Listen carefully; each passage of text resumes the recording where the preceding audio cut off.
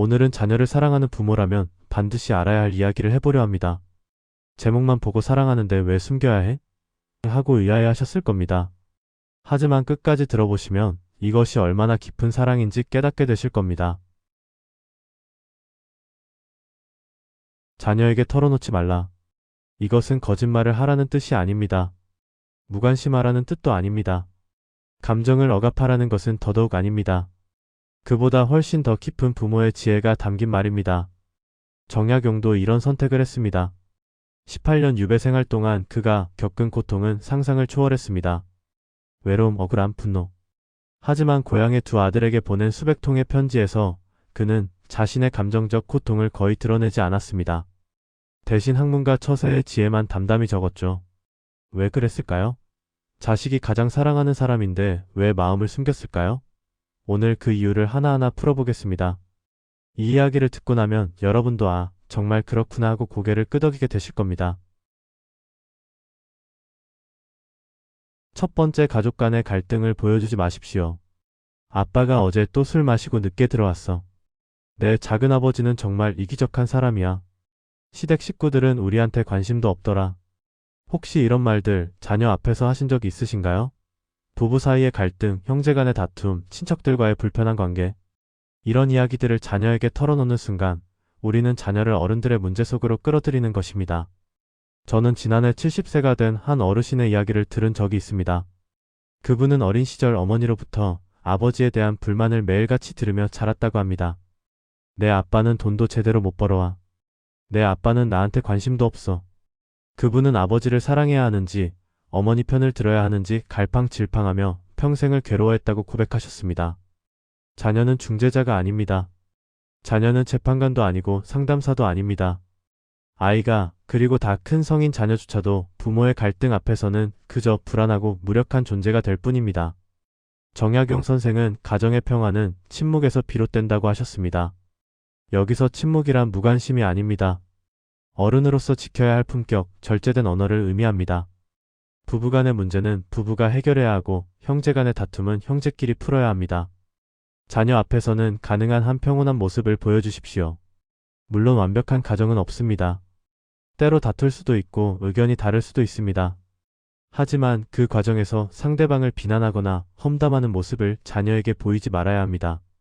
대신 아빠 엄마와 의견이 달라서 이야기 중이야 라고 담담하게 말하는 것만으로도 충분합니다. 자녀가 기억해야 할 것은 부모님의 갈등이 아니라 갈등을 성숙하게 해결하는 어른의 모습입니다. 그것이 진정한 교육입니다. 두 번째, 지난날의 후회를 자녀에게 떠넘기지 마십시오. 그땐 내가 너를 더 잘 챙겼어야 했는데. 내가 어릴 때 내가 너무 바빴어. 그게 아직도 미안하구나. 그때 그 학원을 보냈더라면 내 인생이 달라졌을 텐데. 이런 말들 혹시 하신 적 있으신가요? 이 말들은 분명 사랑에서 나온 것입니다. 진심 어린 후회이고 깊은 애정의 표현입니다. 하지만 자녀의 입장에서 이 말들은 어떻게 들릴까요? 부모의 후회는 자녀에게 죄책감으로 전달됩니다. 내가 엄마를 힘들게 했구나. 내가 더 잘했어야 했는데. 엄마가 나 때문에 평생 괴로워하시는구나. 이런 생각들이 자녀의 마음속에 자리 잡게 됩니다. 한 60대 어머니의 사연을 소개하겠습니다. 그분은 40대 딸에게 수시로 내가 어릴 때 내가 직장 때문에 제대로 못 돌봐줘서 미안하다는 말을 했다고 합니다. 사랑의 표현이라고 생각했는데 딸은 그 말을 들을 때마다 엄마의 삶이 불행했던 건 나 때문인가? 라는 생각에 괴로워했다고 합니다. 결국 딸은 조심스럽게 이렇게 말했답니다. 엄마, 그 말씀 그만하세요. 저도 잘 자랐고 엄마도 최선을 다하셨잖아요. 정약용 선생께서는 자녀들에게 보낸 편지에서 이렇게 쓰셨습니다. 과거는 돌이킬 수 없으니 현재를 바르게 사는 것으로 미래를 만들어라. 이 말씀은 부모에게도 적용됩니다. 지난날의 후회를 계속 꺼내는 것은 현재를 사는 자녀에게 아무런 도움이 되지 않습니다. 대신 이렇게 말해보시면 어떨까요? 그때는 그게 최선이었어. 지금 내가 잘 자라줘서 고맙구나. 혹은 과거는 이미 지나갔으니 지금 이 순간 함께 있는 게 가장 좋구나. 이런 말 한마디가 자녀의 마음을 훨씬 가볍게 만들어줍니다. 우리 모두 완벽한 부모는 아니었습니다. 실수도 했고 부족한 점도 많았습니다. 하지만 그 시절에는 그것이 최선이었습니다. 그 사실을 인정하고 현재의 관계에 집중하는 것이 진정한 성숙입니다. 세 번째, 정신적 취약함을 자녀에게 기대지 마십시오. 엄마는 요즘 너무 힘들어. 내가 있어서 겨우 버티는 거야. 너 없으면 난 어떻게 살아? 너밖에 없구나. 엄마가 의지할 사람은 너뿐이야. 이런 말들을 듣고 자란 자녀는 어떻게 될까요? 부모를 사랑하는 마음은 크지만 동시에 엄청난 부담감에 짓눌리게 됩니다. 자신의 행복을 추구하는 것조차 부모를 저버리는 일처럼 느껴집니다. 제가 아는 한 50대 아들의 이야기입니다. 그분의 어머니는 평생 너밖에 없다는 말씀을 하시며 사셨답니다. 그 아들은 결혼도 늦게 했고 직장에서 좋은 기회가 와도 어머니 곁을 떠날 수 없었습니다. 지금은 60대가 된 그 아들은 이렇게 말합니다. 효도를 한 건지 어머니의 감정에 갇혀 산 건지 모르겠습니다. 정약용 선생은 이렇게 말씀하셨습니다. 어른은 자신을 다스림으로써 자식을 지킨다. 부모가 스스로의 감정을 조절하고 자신의 정신적 안정을 유지하는 것이야말로 자녀에게 줄 수 있는 최고의 선물입니다. 물론 살다 보면 힘든 시기가 있습니다. 혼자 감당하기 어려운 순간들도 있지요. 하지만 그럴 때 기댈 곳은 자녀가 아니어야 합니다. 오랜 친구, 형제자매, 전문 상담사 혹은 종교 공동체가 그 역할을 해야 합니다.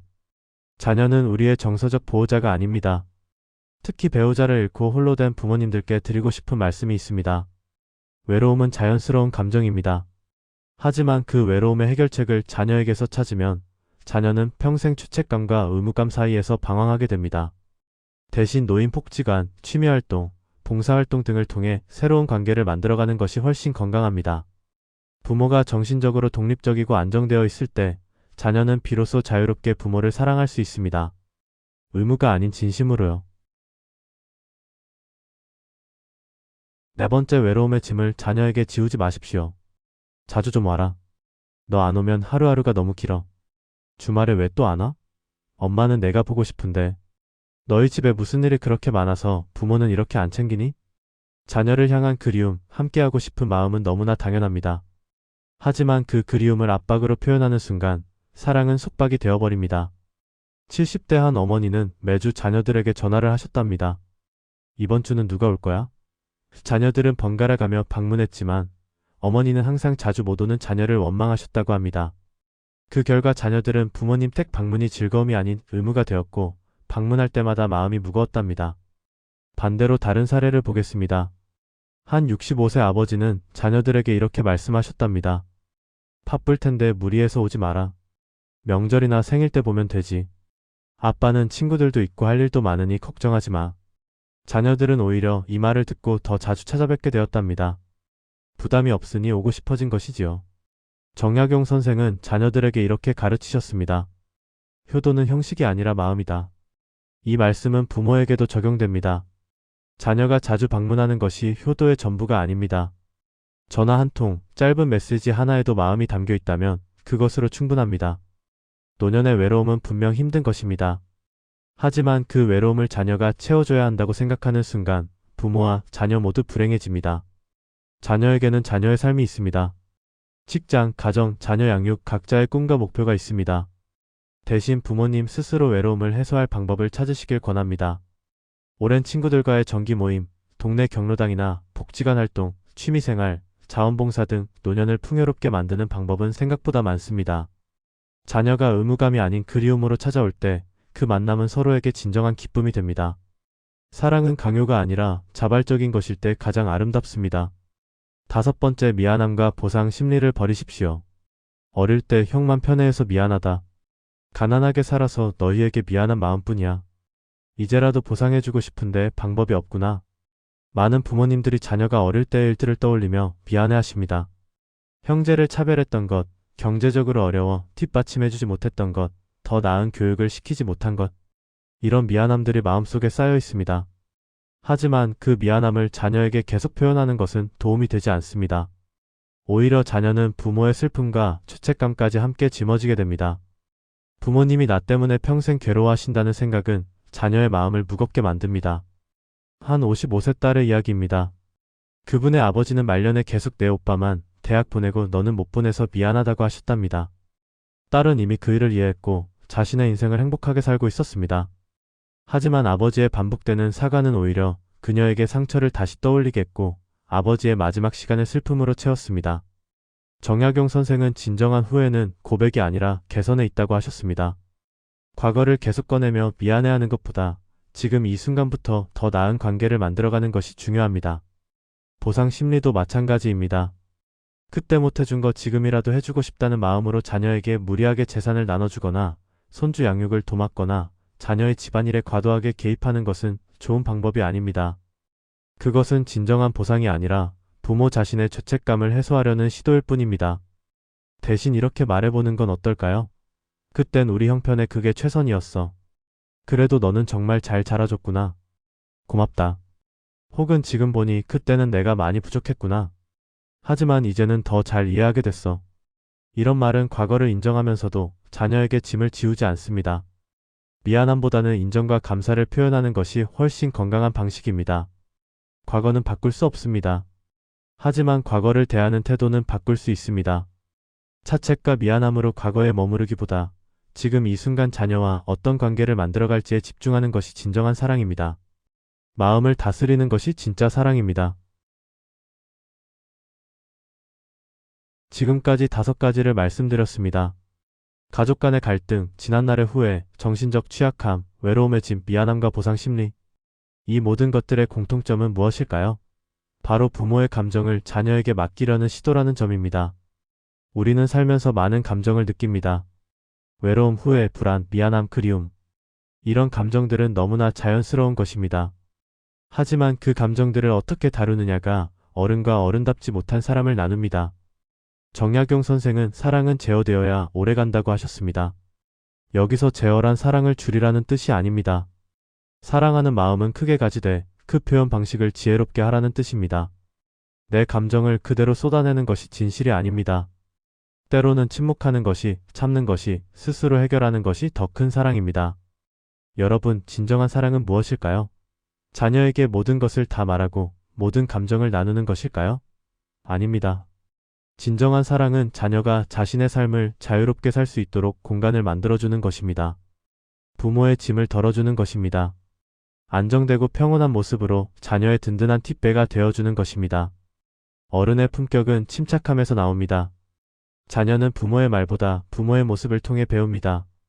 부모가 자신의 감정을 잘 다스리고 어려움 속에서도 침착함을 잃지 않는 모습, 외로워도 스스로 삶을 풍요롭게 만들어가는 모습, 과거의 실수를 인정하되 거기에 매몰되지 않는 모습, 이런 모습들이야말로 자녀에게 줄 수 있는 최고의 교육입니다. 한 80세 할머니의 이야기로 마무리하겠습니다. 그분은 자녀들에게 이런 원칙을 세우셨답니다. 엄마는 나 스스로 행복하게 살 거야. 너희는 너희 삶을 열심히 살아라. 그게 엄마에게 가장 큰 효도야. 자녀들은 처음에는 섭섭해했지만 시간이 지나며 깨달았답니다. 어머니의 이 독립적인 태도가 오히려 가족 모두를 자유롭게 만들었다고요. 자녀들은 의무가 아닌 그리움으로 어머니를 찾아뵙게 되었고 만날 때마다 진심으로 즐거워했답니다. 이것이 바로 정약용 선생께서 말씀하신 제어된 사랑입니다. 사랑이 넘쳐서 자녀를 숨막히게 하는 것이 아니라 적절한 거리를 유지하며 자녀가 자유롭게 숨 쉴 수 있게 하는 것입니다. 그렇다면 구체적으로 어떻게 해야 할까요? 몇 가지 실천 방법을 제안해 드립니다. 첫째, 자녀에게 무언가를 말하기 전에 잠시 멈추십시오. 이 말이 자녀에게 도움이 될까 아니면 짐이 될까? 를 생각해 보십시오. 단 5초만 생각해도 많은 것이 달라집니다. 둘째, 자신만의 감정 출구를 만드십시오. 일기를 쓰거나 친구와 통화하거나 산책을 하거나 좋아하는 취미 생활을 하십시오. 감정을 자녀가 아닌 다른 곳에서 해소하는 습관을 들이십시오. 셋째, 자녀와의 대화에서 긍정적인 내용을 늘리십시오. 불평, 걱정, 과거의 후회보다는 오늘 있었던 좋은 일, 감사한 일, 앞으로의 계획 등을 나누십시오. 대화의 톤이 밝아지면 관계도 밝아집니다. 넷째, 자녀의 독립성을 존중하십시오. 자녀가 자주 연락하지 않아도, 자주 방문하지 않아도 섭섭해하지 마십시오. 대신 잘 지내고 있구나라고 생각하십시오. 바쁘다는 것은 잘 살고 있다는 증거입니다. 다섯째, 노년의 삶을 풍요롭게 만드십시오. 복지관 프로그램, 취미활동, 봉사활동, 친구들과의 모임 등 자녀 외의 삶의 즐거움을 찾으십시오. 부모가 행복해야 자녀도 편안합니다. 사랑하는 여러분, 오늘 이 긴 이야기를 끝까지 들어주셔서 감사합니다. 어쩌면 이 내용이 마음에 걸렸을 수도 있습니다. 내가 그동안 잘못했구나라는 생각이 들 수도 있습니다. 하지만 자책하지 마십시오. 우리는 모두 배우며 살아갑니다. 중요한 것은 지금부터입니다. 정약용 선생께서 남기신 말씀을 다시 한번 되새깁니다. 사랑은 넘침이 아니라 다스림에서 온다. 자녀를 사랑하는 마음은 크게 가지되 그 표현은 지혜롭게 하십시오. 말이 아니라 평온한 마음으로, 요구가 아니라 존중으로, 집착이 아니라 자유로 사랑을 표현하십시오. 자녀가 부모님을 떠올릴 때 무거운 의무감이나 죄책감이 아니라 따뜻하고 편안한 안식처가 떠오르길 바랍니다. 그것이 우리가 자녀에게 줄 수 있는 가장 큰 선물입니다. 여러분의 노년이 평안하시길, 그리고 자녀와의 관계가 더욱 아름다워지기를 진심으로 기원합니다. 오늘 하루도 마음 편안하게 보내시길 바랍니다. 감사합니다.